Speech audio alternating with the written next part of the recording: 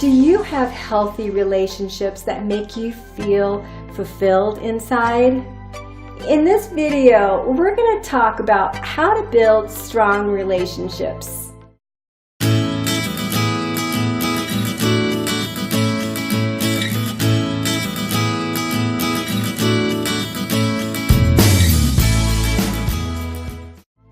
Hey everybody, this is Sharon Koenig of FearlessPursuits.com and welcome to another episode of Fearless and Power To, where I create videos all about winning at life.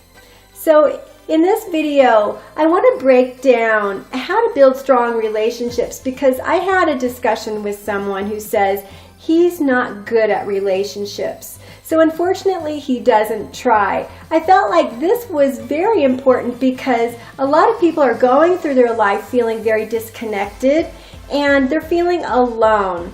And certainly when we have so much social media that we give focus to, we often don't feel like we have very strong relationships. A lot of the relationships we have are very superficial.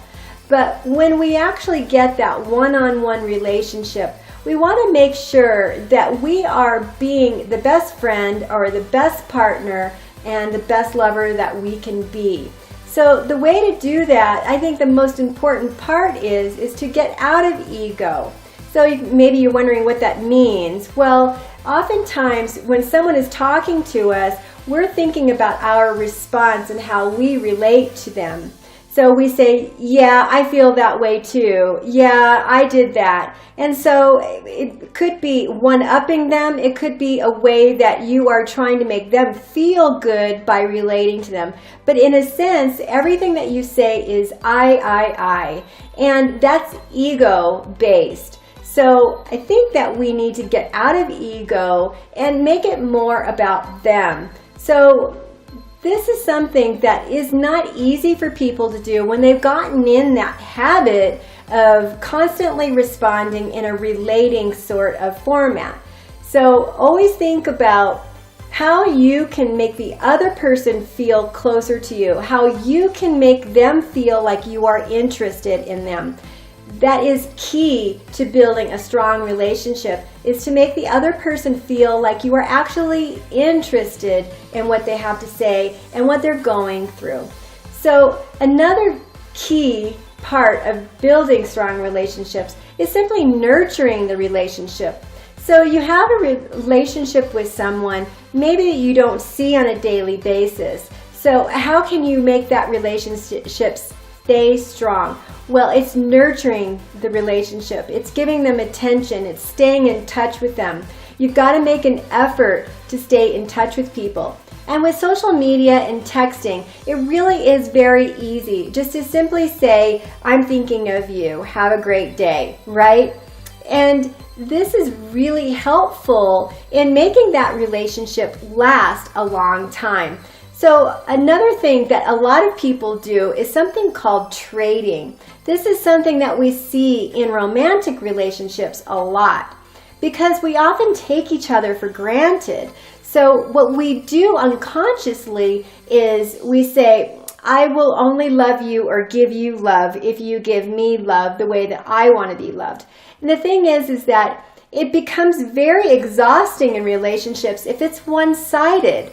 If you're always the one that is nurturing the relationship and giving in that relationship and the other person never gives you anything, it makes you feel like you just don't want to give anymore. And you will only give if they give. And then you're into the trading. So it's important for us to understand where we are. If we're living in an ego with this relationship and we're making it all about us, or if maybe we're a little tired of the relationship and we are trading our attention and our feelings for love that we can get back. So what we want to do is we want to ask ourselves here if this relationship truly builds us up.